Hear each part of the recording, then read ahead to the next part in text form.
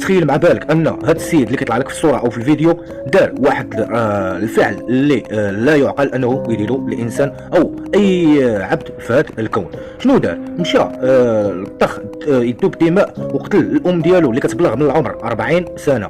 هذا الانسان هذا باش يعني كيعاني من خلل عقلي، داكشي اللي دار من مور القتل ديال الام ديالو هو انه رسل للصديق ديالو تصور وهو داير سيلفي مع الام ديالو واليد ديالو ملطخه بالدماء وسلام على الام ديالو. الصديق ديالو كيسحاب له راه داكشي غير يعني غير خدعه او كيضحك معاه ولا شي برانك دايروا له، ولكن من اكتشف الصديق ديالو انه ارتكب ديك الجريمه مع السيلفي واليد الملطخه بالدماء فاصابه الذعر، والسيد اللي قتل اتصل ديك الساعه بالشرطه باش يقدم راسو، وهي هذيك مشاو حكموا عليه حطوه يعني تحت الحراسه النظريه.